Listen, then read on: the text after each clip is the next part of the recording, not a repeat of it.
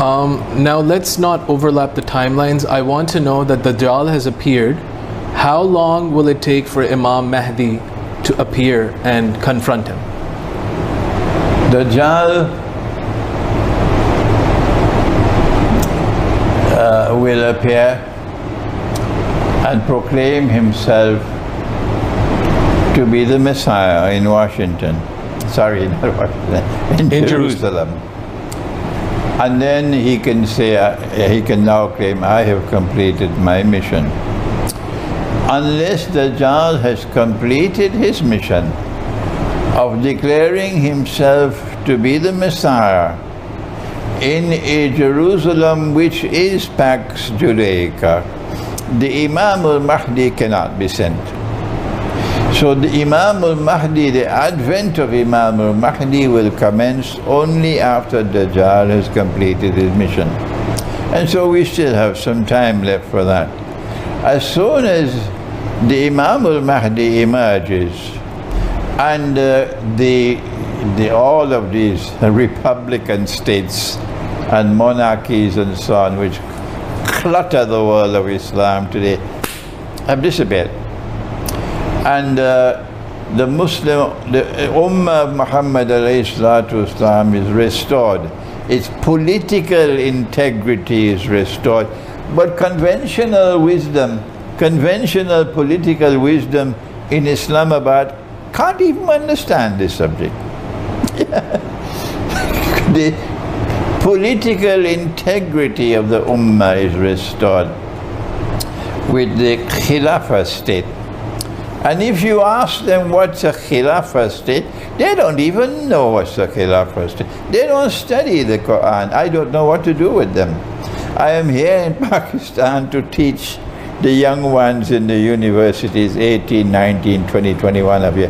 Teach them the Quran, so that a new generation of scholars of Islam will emerge tomorrow, which will command respect. You can't get that from the Darul Uloom.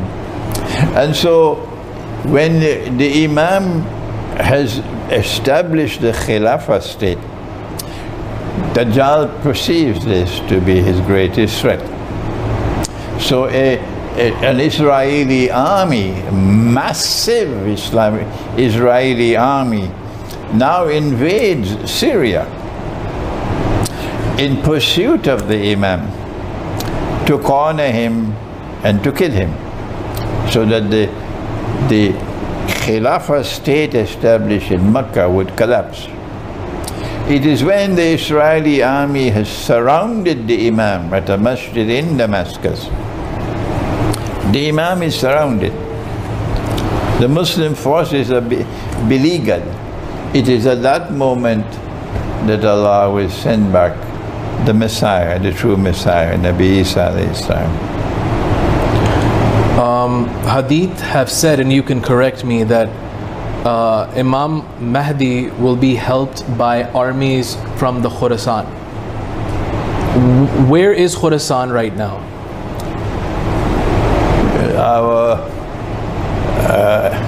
distinguished late scholar, Dr. Israr Ahmad, rahimahullah, he did the homework and he described Khorasan of that time to be the northwestern part of Pakistan that now is described as KPK, and the whole of Afghanistan, and the east of Iran, and the north of Afghanistan. All of this is ancient Khorasan. And my forefathers came from that part of the world. Maybe I got a little bit of backbone from my ancestors. And it is not part of the world which has resisted, consistently resisted Western oppression. Iran has set a magnificent example to this day in resisting American imperialism. They want to bring regime change to Venezuela after 200 years of gunboat diplomacy, toppling governments here and there, helter-skelter all over Latin America. Now they reach checkmate. United States cannot change the Venezuelan government. They have imposed horrible sanctions. Venezuela is suffering. I am just next door to Venezuela in Trinidad. We are inundated with refugees, Venezuelan refugees in Trinidad. And Venezuela didn't have oil because the refineries can't work. Iran sent 5 tankers filled with oil. The US warships were right there in the Caribbean Sea. And the US warships could not stop them. That is courage. And the 5 tankers reached Caracas and they unloaded the oil. Iran has backbone. Afghanistan fought the United States for 20 years. And the United States is now with its tail between its legs, like a puppy dog withdrawing from Afghanistan. But your scholars and your writers here in Pakistan who sing for their supper and have to write in a manner pleasing to Washington, they won't use this kind of language. Afghanistan has succeeded in resisting American oppression. And KPK is just like that. And thank Allah that you now have a Prime Minister who has confessed what was happening in KPK. He says, we're not going to fight America's war for America anymore. So Khorasan is a part of the world which has consistently shown backbone, opposing British oppression, Soviet oppression, and American oppression. It is from here, from the time Israel wants to attack Yemen, that army will begin its march from Khorasan. And our prophet prophesied, he said, no one will be able to stop that army until it reaches Jerusalem. Sheikh, when we talk about the Dajjal, we read in different books that he will have powers. I've read in the Bible and also the Sahih Hadith, and what the impression I get is that he will have extreme levels of control on the economy. In the book of Revelations in the Bible, it's written that nobody will be able to buy or sell unless the person has mark of the beast. And if we read the Hadith, it says that Dajjal will destroy the crops and he will give people crops, the people who follow him. So what the impression I get is that he will have enormous amounts of power on the economy and also politically. My question to you is that, please correct me if my analogy is right or wrong. And secondly, Dajjal will have black magical powers or scientific powers or both? You have asked 3 or 4 questions in one, and you put me in the uncomfortable position of having to deliver a lecture 2 or 3, 4 hours long to answer you. Let's take the first question and disregard the other questions. The mark of the beast in buying and selling. This is a very clear indication that Dajjal, through his civilization, modern Western civilization, that the Darul Uloom doesn't know about, because they eat their biryani and go home and sleep. That's all they do. They stop thinking. Dr. Iqbal said they stopped thinking 300 years ago. And when I go try to teach them, they shut the doors of the masjid on me. They did that all over Britain. All over Britain. Pakistani Maulanas and Muftis established their credentials, shut the doors on Imran Hosein. Fine, I'm here in Pakistan now. Why are you so silent? Why don't you stand up to come and confront me? They don't do that. They're scared in Pakistan to come up and confront me. But I'm not in the media. So you can't wage a war in the media against me. No. Dajjal uses modern Western civilization to take control of money.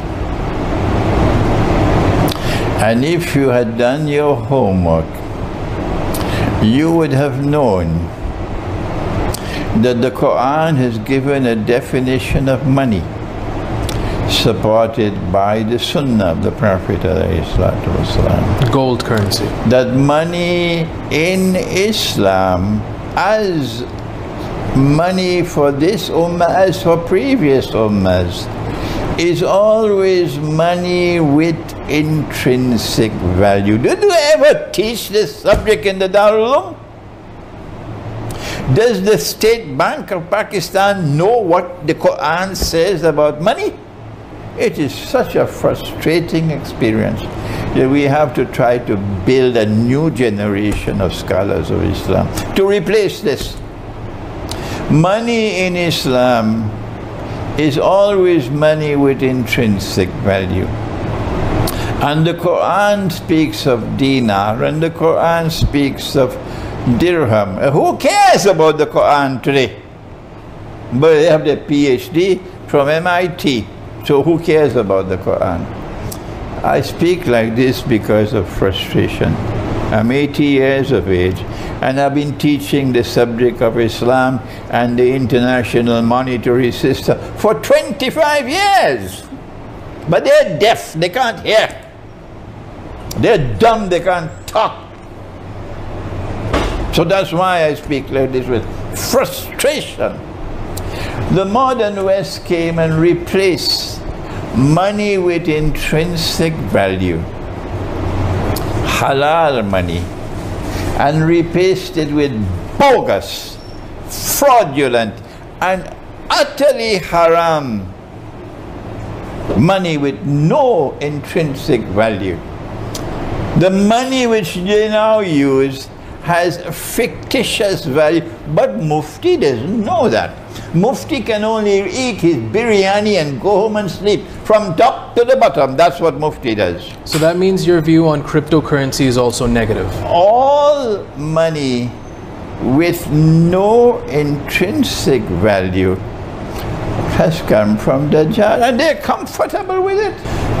The International Monetary Fund, thank Allah that I studied international relations in 2 universities after graduating from an Institute of Islamic Studies. Thank Allah for Maulana Dr. Muhammad Fadlur Rahman Ansari, that I can sit comfortably in the presence of your governor of your state bank, because I know my subject of monetary economics, international monetary economics. I know my subject, and I know what the Quran says.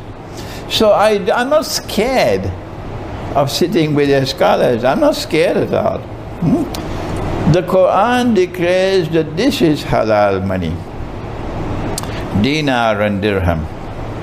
The Articles of Agreement of the International Monetary Fund declare this is haram. You are prohibited from using gold as money.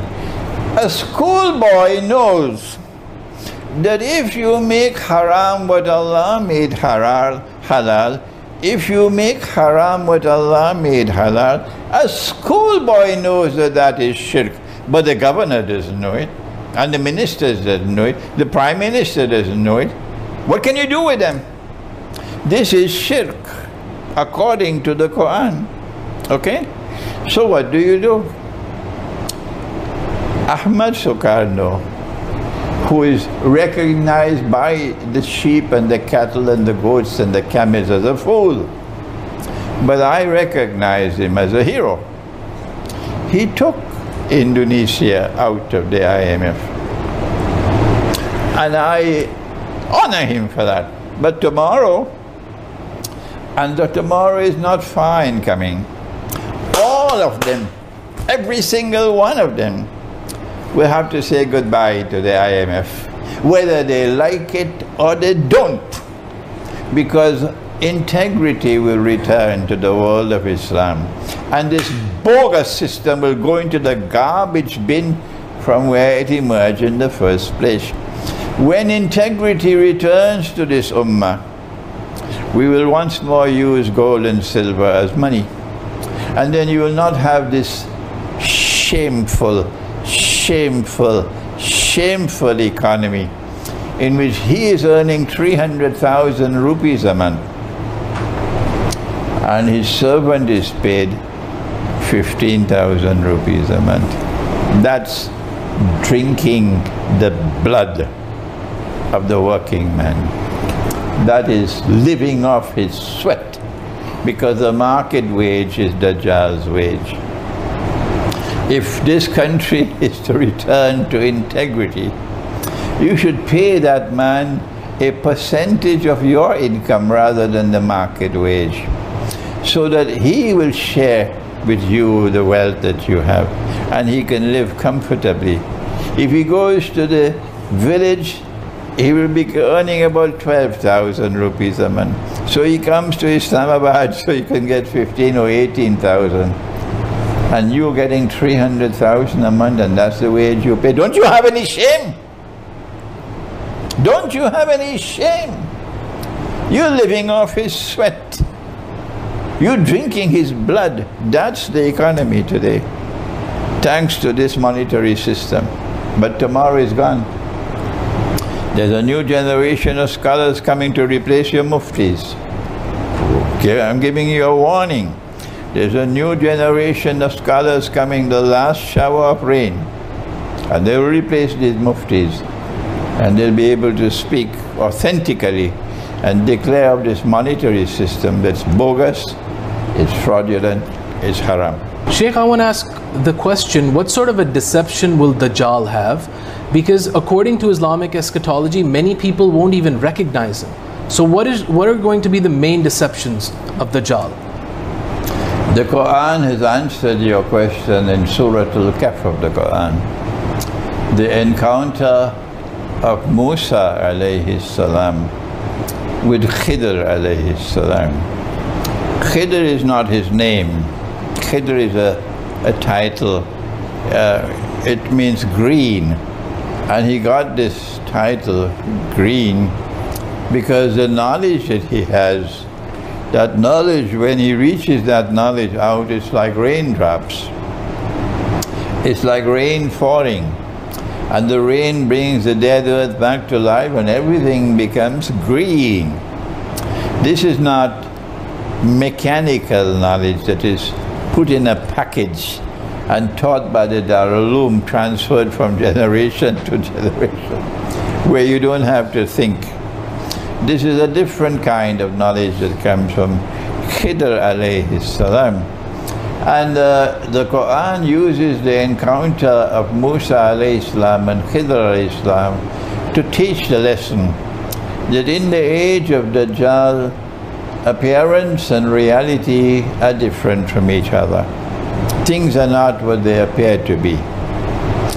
The Prophet said alayhi salatu wasalam that Dajjal will bring two things with him, a river and a fire.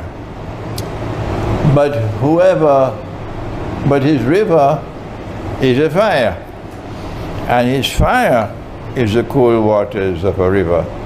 In other words, Dajjal takes the road to heaven and makes it look like the road to hell. Who wants to live? Who wants to leave Los Angeles and Miami and New York to come and live in Topi and Shigar? Who wants to do that? Huh? That's heaven. This is hell.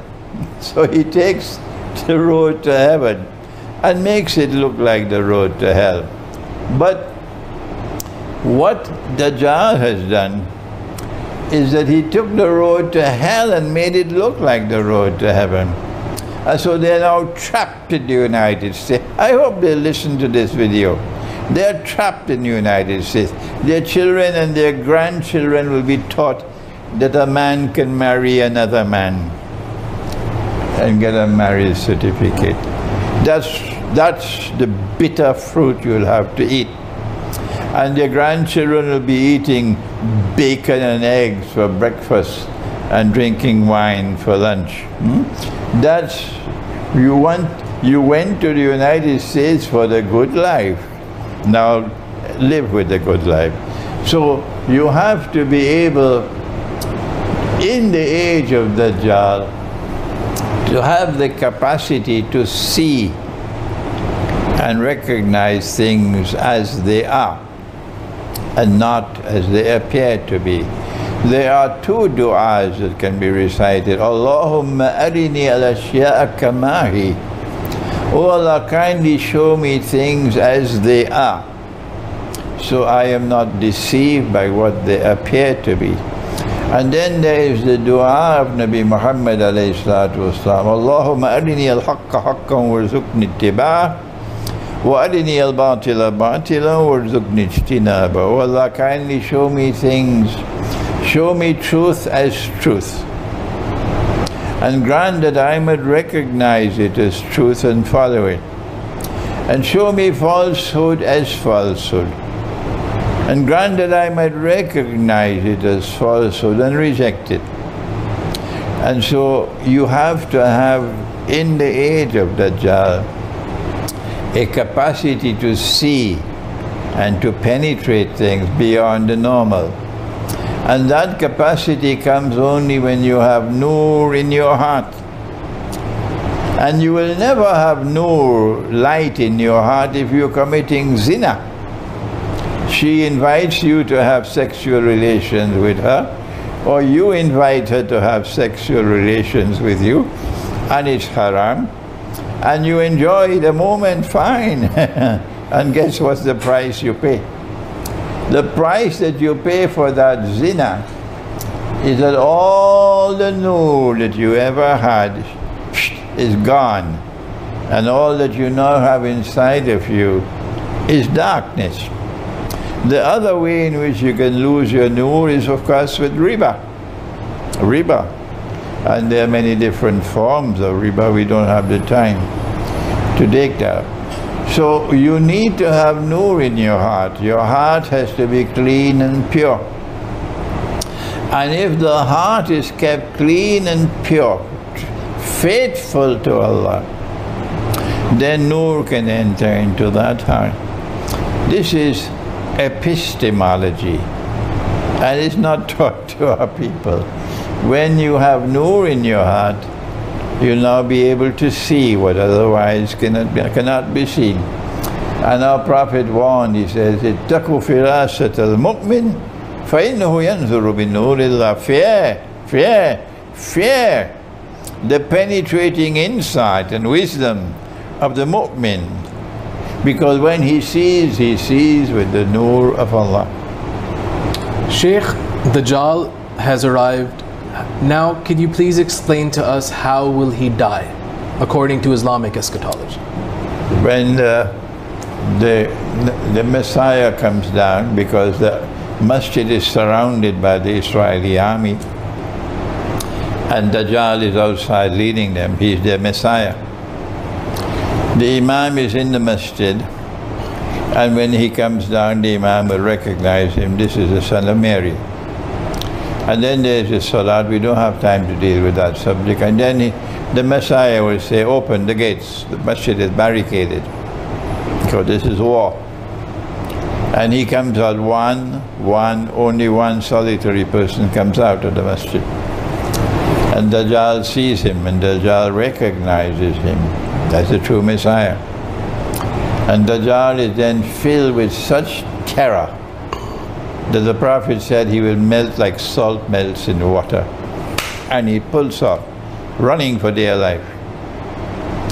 The Israeli army recognizes this man as the Messiah.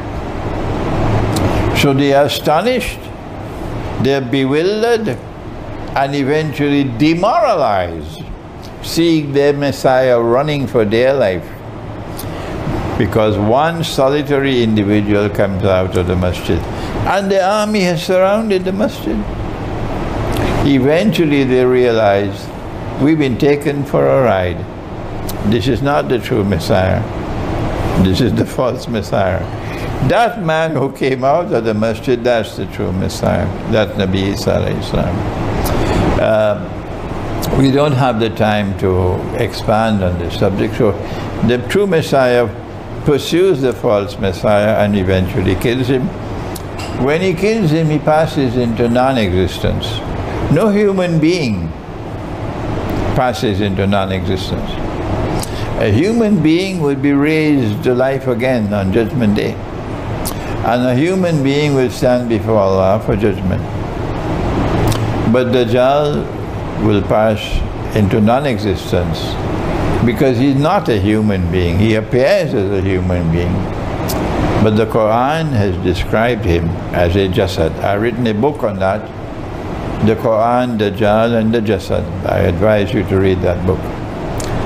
Thank you so much, Sheikh Imran Hosein, for being on Zain Khan Live. It was a pleasure having you. Thank you for taking out the time. You're welcome. Okay. This is Sheikh Imran Hosein, one of the leading scholars in the Muslim world regarding Islamic eschatology. We were discussing the subject on the Dajjal and the end times. Until the next episode of Zain Khan Live, keep on watching Zain Khan Live, where everything is discussed and nothing is censored. Assalamu alaikum, take care, goodbye.